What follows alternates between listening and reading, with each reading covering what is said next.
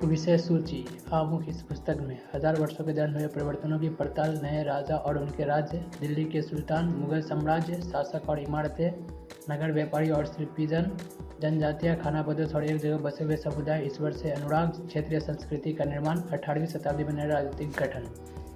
इस पुस्तक में प्रत्येक अध्याय को कई भाग निम्न बातों पर ध्यान दीजिए। परिभाषा। कुछ अध्यायों में परिभाषा भी दी गई है। अतिरिक्त जानकारी। बहुत से अध्यायों में रोचक जानकारी युक्त अतिरिक्त बॉक्स दिए गए हैं। स्रोत बॉक्स। बहुत से अध्यायों में स्रोत से एक अंश दिया गया है। इन्हीं के आधार पर इतिहासकार इतिहास लिखते हैं। इन्हें ध्यान से पढ़कर इनमें दिए गए प्रश्नों पर चर्चा कीजिए। हमारे बहुत सारे स्रोत चित्र के रूप में हैं। प्रत्येक चित्र की अपनी एक कहानी है। आपको कुछ अध्यायों में मानचित्र भी मिलेंगे। इन्हें ध्यानपूर्वक देखकर अपने अध्याय में बताए गए स्थानों को ढूंढिए। प्रत्येक अध्याय में कुछ अंतर्निहित प्रश्न एवं क्रियाकलाप दिए गए हैं जिन्हें विशेष रूप से दर्शाया गया है। इन पर विचार विमर्श के लिए कुछ समय दीजिए। प्रत्येक अध्याय के अंत में एक अन्यत्र नामक खंड दिया गया है। आप अपने अध्याय में जिन घटनाओं को पढ़ रहे हैं उन्हीं दिनों में दुनिया के अन्य भागों में कौन सी घटनाएं हो रही थी उसकी एक झलक दिखाने के लिए इसे दिया गया। कल्पना करें। एक छोटा सा खंड है। कल्पना करें आपकी बारी है अतीत में जाकर उस समय में जीवन का जायजा लेने की। बीज शब्द। प्रत्येक अध्याय के अंत में आपको 20 शब्दों की एक सूची मिलेगी। आपको अध्याय में आए महत्वपूर्ण विचार विषयों को फिर से याद दिलाएंगे। प्रत्येक अध्याय के अंत में विभिन्न तरह के कार्यकलाप दिए गए हैं। फिर इसे याद करें, आइए समझिए, आइए विचार करें तथा आइए करके दिखें। इस तरह आपके पढ़ने, देखने, सोचने और करने के लिए इस पुस्तक में बहुत कुछ है। हमें पूरी आशा है कि आपको इसमें बहुत खुशी मिलेगी।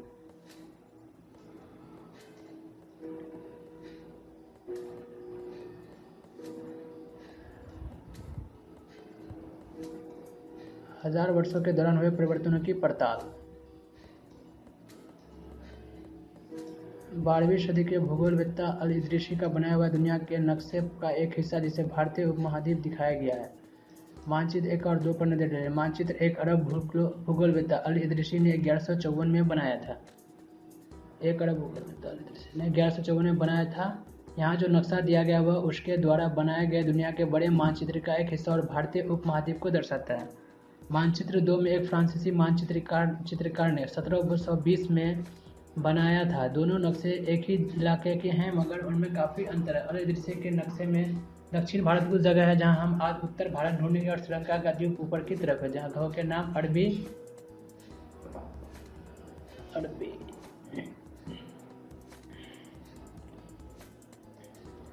में दिए गए और उनमें कुछ जाने पहचाने नाम भी है, जैसे कि उत्तर प्रदेश का कन्नौज। मानचित्र 2 पहले मानचित्र के बनने के लगभग 600 वर्ष बाद बनाया गया।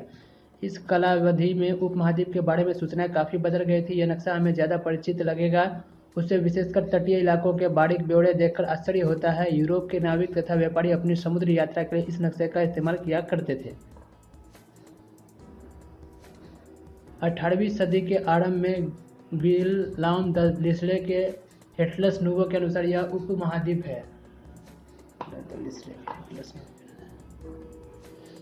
लेकिन जब अब भीतरी इलाकों पर नजर डालें, क्या इनमें भी उतने ही ब्यौरे हैं जितने समुद्री तट वाले हिस्से में?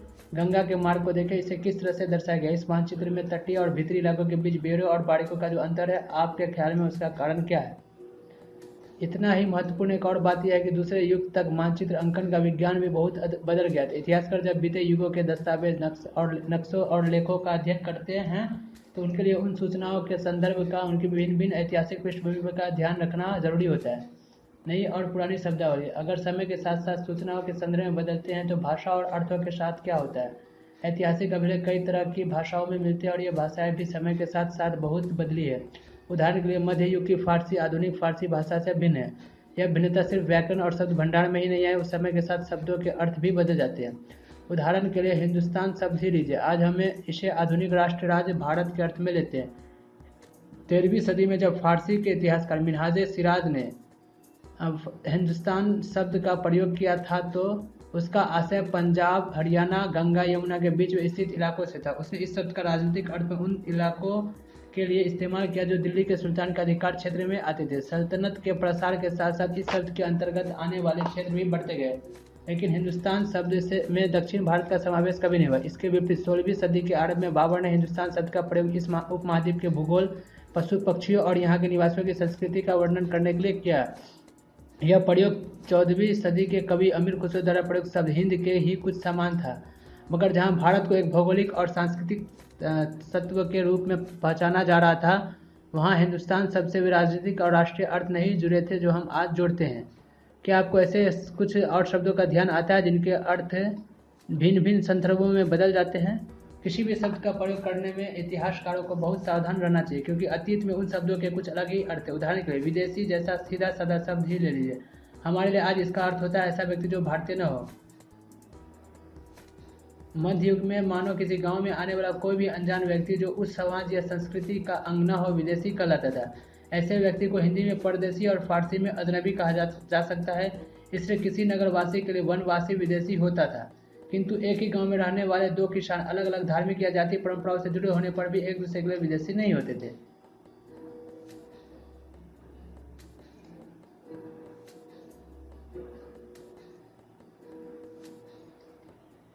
इतिहासकार और उनके शोध। इतिहासकार किस युग का अध्ययन करते हैं और उनकी खोज की प्रकृति क्या है, इसे देखते हुए अलग अलग तरह के स्रोतों का सहारा लेते हैं। उदाहरण के लिए पिछले साल अपने गुप्त वंश के शासकों और हर्षवर्धन के बारे में पढ़ा।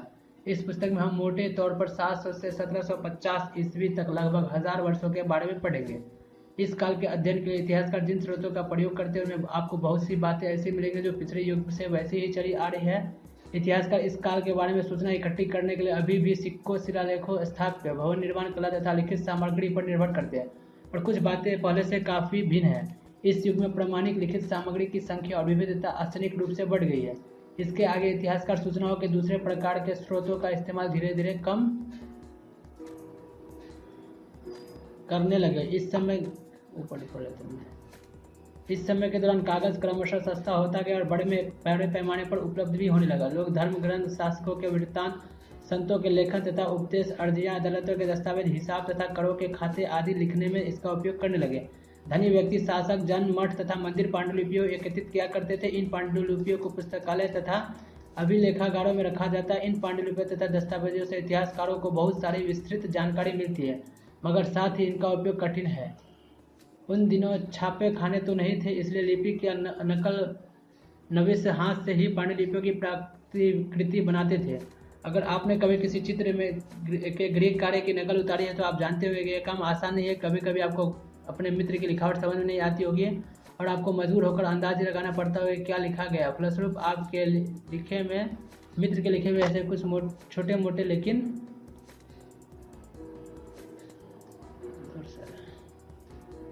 महत्वपूर्ण अंतर आ जाते होंगे। पांडुलिपि की प्रतिलिपि बनाने में भी कुछ यही होता है। प्रतिलिपियां बनाते हुए लिपिक छोटे मोटे फेर बदल करते चलते थे। कहीं कोई शब्द, कहीं कोई वाक्य, सदी दर सदी प्रतिलिपियां की भी प्रतिलिपियां बनती रही और अंततः एक ही मूल ग्रंथ की भिन्न भिन्न प्रतिलिपियां एक दूसरे से बहुत ही अलग हो गई।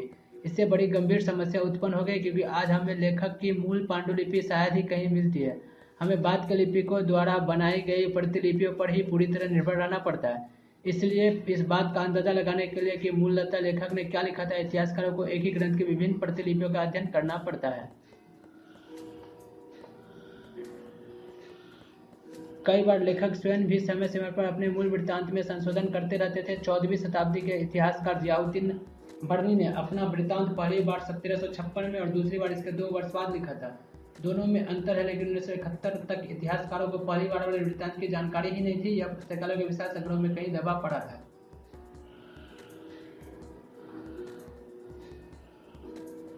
सब नहीं पढ़ रहे और नए सामाजिक और राजनीतिक समझ। सन 700 से 1750 के बीच के 1000 वर्षों का अध्ययन इतिहासकारों के आगे भारी चुनौती रखता है, मुख्य रूप से इसलिए कि इस पूरे काल में बड़े पैमाने पर और अनेक तरह के परिवर्तन हुए। इस काल में अलग अलग समय पर नई प्रौद्योगिकी के दर्शन होते हैं, जैसे सिंचाई में रहट, कताई में चरखे और युद्ध में आग्नेय या शस्त्र बारूद वाले हथियार का इस्तेमाल। इस उपमहाद्वीप में नई तरह का खान पान भी आया। आलू, मक्का, मिर्च, चाय और कॉफी, ध्यान है कि तमाम परिवर्तन, नई प्रौद्योगिकियां और फसलें उन लोगों के साथ आए जो नए विचार भी लेकर आए थे। परिणाम स्वरूप यह काल आर्थिक, राजनीतिक, सामाजिक और सांस्कृतिक परिवर्तनों का भी काल है। अध्याय 5, 6 और 7 में आप इनके बारे में कुछ जानेंगे। इस युग में लोगों की गतिशीलता, एक स्थान से दूसरे स्थान पर आना जाना भी बहुत बढ़ गया था। अवसर की तलाश में लोगों के झुंड दूर दूर की यात्राएं करने लगे थे। इस उपमहाद्वीप में अपार संपदा और अपना भाग्य गढ़ने के लिए अपार संभावनाएं मौजूद थी। इस काल में जिन समुदायों का महत्व बढ़ा उनमें से एक समुदाय था राजपूत, जिसका नाम राजपुत्र अर्थात राजा का पुत्र से निकला है। 8वीं से 14वीं सदी के बीच यह नाम आमतौर पर योद्धाओं के उस समूह के लिए प्रयुक्त होता था जो क्षत्रिय वर्ण के होने का दावा करते थे। राजपूत शब्द के अंतर्गत केवल राजा और सामंत वर्ग ही नहीं बल्कि वे सेनापति और सैनिक भी आते थे जो पूरे उपमहाद्वीप में अलग अलग शासकों की सेनाओं में सेवारत थे। कवि और चारण राजपूतों की आचार संहिता, प्रबल पराक्रम और स्वामी भक्ति का गुणगान करते थे। इस युग में राजनीतिक दृष्टि से महत्व हासिल करने के अवसरों का लाभ मराठा, सिख, जाट, आहूम और कायस्थ, मुख्यतः लिपिकों और मुंशियों का कार्य करने वाली जाति आदि समूह ने भी उठाया। इस पूरे काल के दौरान क्रमशः जंगलों की कटाई हो रही थी और खेती का इलाका बढ़ता जाता। कुछ क्षेत्रों में यह परिवर्तन अन्य क्षेत्रों की अपेक्षा अधिक तेजी से और पूरे तौर पर हुआ। पर्यावरण में परिवर्तन के कारण कई वनवासियों को मजबूर होकर अपना स्थान छोड़ना पड़ा। कुछ और वनवासी जमीन की जुताई करने लगे और कृषक बन गए। कृषकों के ये नए समूह क्षेत्रीय बाजार, मुखियाओं, पुजारियों, मठों और मंदिरों से प्रभावित होने लगे। वे बड़े और जटिल समाजों के अंग बन गए। उन्हें कर चुकाने पड़ते थे और स्थानीय मालिक वर्ग की बेगार करनी पड़ती थी। परिणाम स्वरूप किसानों के बीच आर्थिक और सामाजिक अंतर उभरने लगा। कुछ के पास ज़्यादा उपजाऊ जमीन होती थी, कुछ लोग मवेशी भी पालते थे और कुछ लोग खेती से खाली समय में दस्तकारी आदि का कुछ काम कर लेते। जैसे जैसे समाज में अंतर बढ़ने लगे, लोग जाति और उपजातियों में बांटे जाने लगे और उनकी पृष्ठभूमि और व्यवसाय के आधार पर उन्हें समाज में ऊंचा या नीचा दर्जा दिया जाने लगा। ये दर्जे अस्थायी नहीं थे। किसी जाति विशेष के सदस्यों के हाथों में कितनी सत्ता, प्रभाव और संसाधनों का नियंत्रण है, इसके आधार पर उसके दर्जे बदलते रहते थे। एक ही जाति या किसी क्षेत्र में कोई दर्जा हो सकता था और किसी अन्य क्षेत्र में कोई और।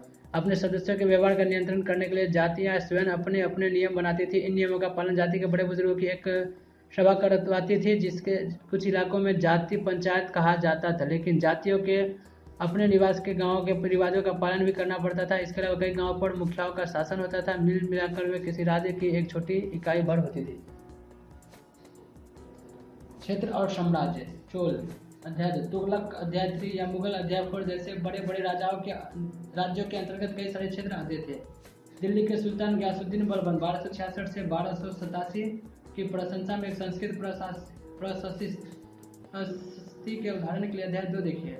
में उसके एक विशाल साम्राज्य का शासक बताया गया जो पूर्व में बंगाल से लेकर पश्चिम में अफगानिस्तान के गजनी तक फैला हुआ था और जिसे संपूर्ण दक्षिण भारत भी कहा जाता था। गौड़, आंध्र, केरल, कर्नाटक, महाराष्ट्र और गुजरात आदि भिन्न भिन्न क्षेत्रों के लोग उसकी सेना के आगे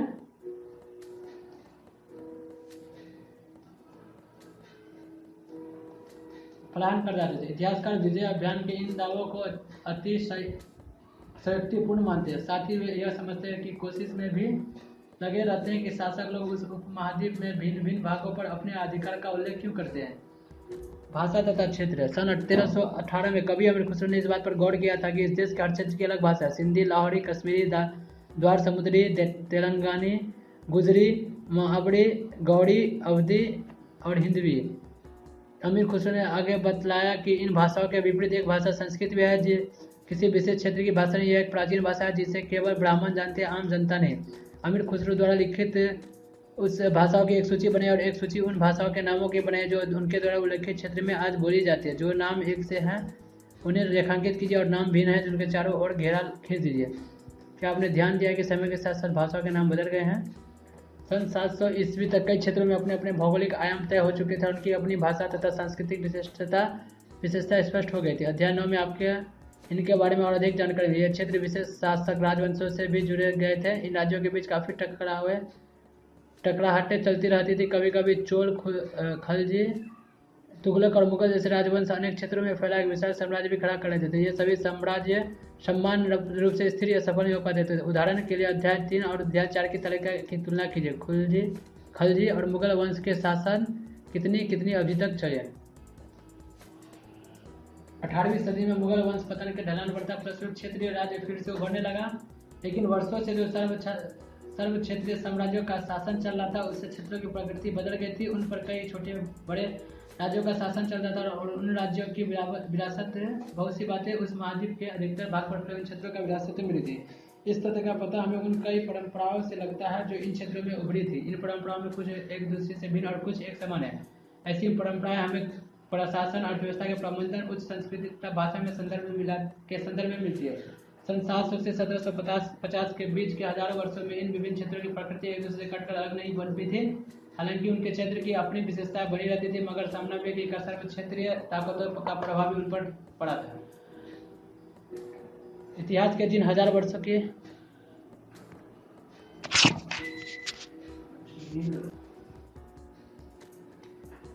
पुराने और नए धर्म। इतिहास के जिन हजार वर्षों की पड़ताल हम कर रहे हैं, इनके दौरान धार्मिक परंपराओं में कई बड़े परिवर्तन आए। दैविक तत्व में लोगों की आस्था कभी कभी बिल्कुल ही व्यक्तिक स्तर पर होती थी, मगर आमतौर पर इस आस्था का स्वरूप सामूहिक होता था। किसी दैविक तत्व में सामूहिक आस्था यानी धर्म प्रायः स्थानीय समुदायों के सामाजिक और आर्थिक संगठन से संबंधित होती थी। जैसे जैसे इन समुदायों का सामाजिक संसार बदलता गया, वैसे इनकी आस्थाओं में भी परिवर्तन आता गया। आज हम जिसे हिंदू धर्म कहते हैं, उसमें भी इसी युग में महत्वपूर्ण बदलाव है। इन परिवर्तनों में से कुछ थे नए देवी देवताओं की पूजा, राजाओं द्वारा मंदिरों का निर्माण और समाज में पुरोहितों के रूप में ब्राह्मणों का बढ़ता महत्व तथा बढ़ती सत्ता आदि। संस्कृत ग्रंथों के ज्ञान के कारण समाज में ब्राह्मणों का बड़ा आदर होता था। इनके संरक्षक थे नए नए शासक जो स्वयं प्रतिष्ठा की चाह में थे। इन संरक्षकों का समर्थन होने के कारण समाज में इनका दबदबा और भी बढ़ गया था। इस युग में एक महत्वपूर्ण परिवर्तन भक्ति की अवधारणा के रूप में आया। इसमें ईश्वर की कल्पना कैसे प्रेमल इष्ट देवी देवता के रूप में की गई थी, जिस तक पुजारियों के विशद कर्मकांड के बिना ही भक्त स्वयं पहुंच सके। इस विषय में और साथ ही दूसरी परंपराओं के बारे में आपको अध्याय 8 में जानकारी मिलेगी। यही वह युग था जिसमें उपमहाद्वीप में नए नए धर्मों का भी आगमन हुआ। कुरान शरीफ का संदेश भारत में पहले 7वीं सदी में व्यापारियों और अप्रवासियों के जरिए पहुंचा। मुसलमान कुरान शरीफ को अपना धर्म ग्रंथ मानते हैं, केवल एक ईश्वर अल्लाह की सत्ता को स्वीकार करते हैं, जिसका प्रेम करुणा और उदारता अपने में आस्था रखने वाले हर व्यक्ति को गले लगता है, चाहे उस व्यक्ति की सामाजिक पृष्ठभूमि कुछ भी रही हो। कई शासक इस्लाम और उसके विद्वान धर्मशास्त्रियों और न्यायशास्त्रियों अर्थात उलेमाओं को संरक्षण देते थे। हिंदू धर्म की ही भांति इस्लाम के अनुयायी भी अपने धर्म की अलग अलग तरह से व्याख्या करते थे। मुसलमानों में कुछ शिया थे जो पैगंबर साहब के दामाद अली को मुसलमानों का विधिसम्मत नेता मानते थे, और कुछ सुन्नी थे जो खलीफाओं के प्रभुत्व को स्वीकार करते थे। इस्लाम के आरंभिक दौर में इस धर्म का नेतृत्व करने वाले खलीफा कहलाते थे और आगे भी इनकी परंपरा चलती रही। इस्लामी न्याय सिद्धांत, विशेषकर भारत में हनफी और शफी ऐसे सिद्धांत हैं कि विभिन्न परंपराओं में भी कई महत्वपूर्ण अंतर रहे हैं। ऐसे ही धर्म सिद्धांतों तथा रहस्यवादी विचारों को लेकर विभिन्नता देखने को मिलती है। समय और इतिहास के काल खंडों पर विचार। इतिहासकार समय को केवल घड़ी या कैलेंडर की तरह नहीं देखते, यानी कि केवल घंटों, दिन या वर्षों के बीतने के रूप में ही नहीं देखते हैं। उनका नजरिया यह है कि समय सामाजिक और आर्थिक संगठन में आने वाले परिवर्तनों को झलकाता है। यह दिखलाता है कि विचारों और विश्वासों में कितना स्थायित्व रहा है और कितना परिवर्तन आया। यदि अतीत को सामान्य विशेषता रखने वाले कुछ बड़े बड़े हिस्सों, युगों या कालों में बांट दिया जाए तो समय का अध्ययन कुछ आसान हो जाता है। 19वीं सदी के मध्य में अंग्रेज इतिहासकारों ने भारत के इतिहास को 3 युगों में बांटा था: हिंदू, मुस्लिम और ब्रिटिश। यह विभाजन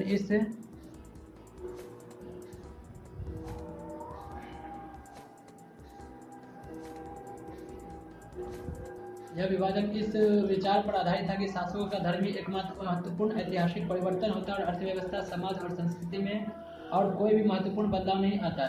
इस दृष्टिकोण में उस महाद्वीप की अपार विभिन्नता की भी उपेक्षा हो जाती थी।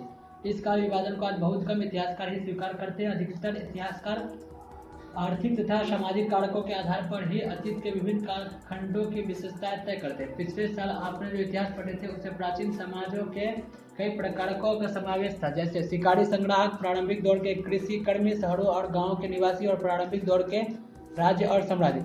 इस साल आप जो इतिहास पढ़ेंगे उसे प्रायः मध्यकालीन इतिहास कहा जाता है। इसमें आपको कृषक समाजों के विस्तार, क्षेत्रीय और साम्राज्यिक राज्यों के उदय, कभी कभी तो ग्रामवासियों और वनवासियों की कीमत पर प्रधान धर्मों के रूप में हिंदू धर्म, इस्लाम धर्म के विकास और यूरोप से व्यापारिक कंपनियों के आगमन के बारे में और विस्तार से जानकारी मिलेगी। भारत के इतिहास की 1000 साल अनेक बदलाव के साक्षी रहे। आखिर 16वीं और 18वीं शताब्दी 8वीं या 11वीं शताब्दियों से काफी भिन्न थी, इसलिए इस सारे काल को एक ऐतिहासिक इकाई के रूप में देखना समस्याओं से खाली नहीं है। फिर मध्यकाल की तुलना प्राय आधुनिक काल से की जाती है। आधुनिकता के साथ भौतिक उन्नति और भौतिक प्रगति का भाव जुड़ा हुआ है।